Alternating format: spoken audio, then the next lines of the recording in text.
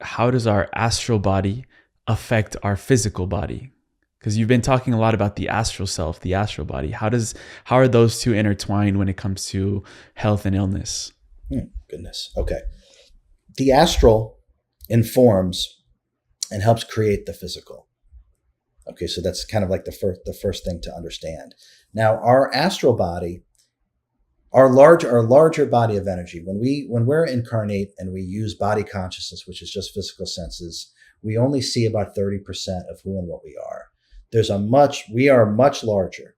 There's about 70% of what we are that we don't see, and some of that includes our astral body.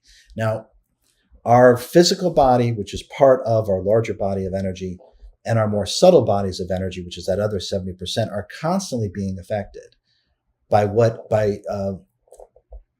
the greater reality. I'll say it that way. Constantly being affected by the greater reality. And most of that is outside of our physical sensory perception and therefore our intellect. And then we have no idea that it's actually occurring.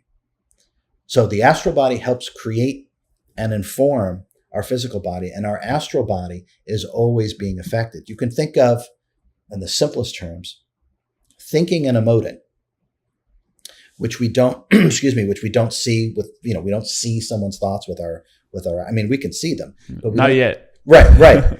So the astral, our thoughts and emotions, right, are really going into the astral realm. We're creating a very unstable realm. The astral realms, 4th, 5th, 6th, and 7th frequencies, are entirely unstable.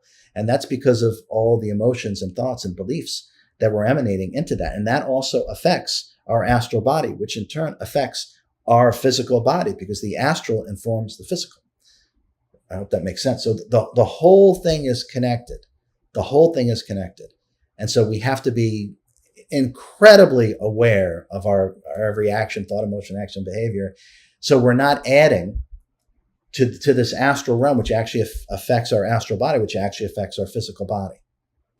So hopefully that makes sense. It's just part of it. Yeah, because before we started recording, I asked you about what your process is like with the astral projection. And you said you have a very different approach to it. If you wanted to walk us through what that process is like for you and how you teach it in your own way. Yeah. It's, my understanding is that it's different.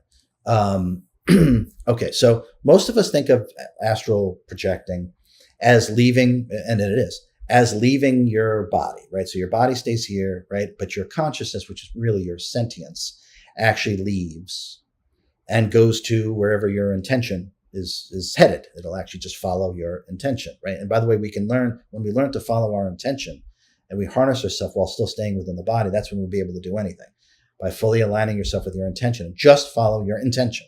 Just follow your intention. Okay.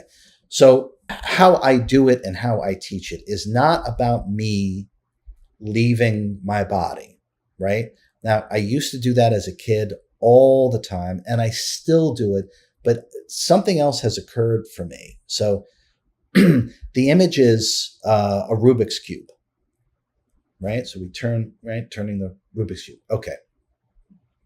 So in this higher state of consciousness, I'm actually turning everything. So everything is coming to me and within my view, within the screen of my consciousness. Just like you turn a Rubik's Cube.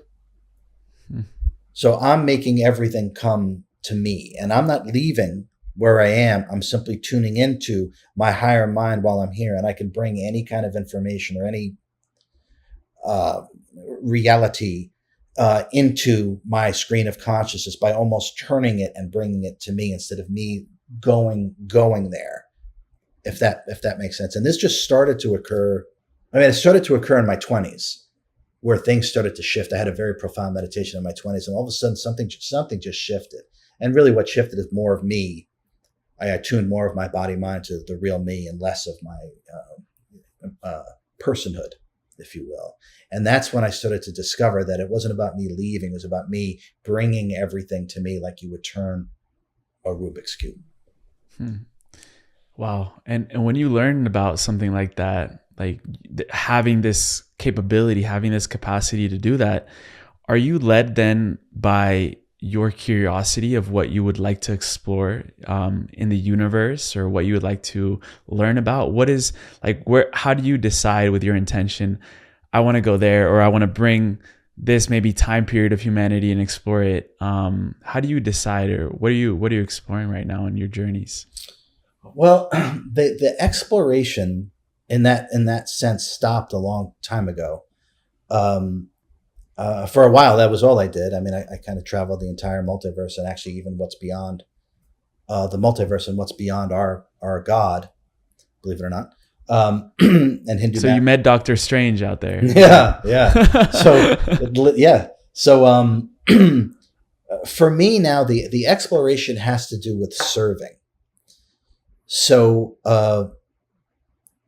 because my desire is to serve at the highest levels that I'm possibly capable of, and to constantly quote unquote outdo what I did before and go further and further and further and further, which is part of just how I operate in all different incarnations.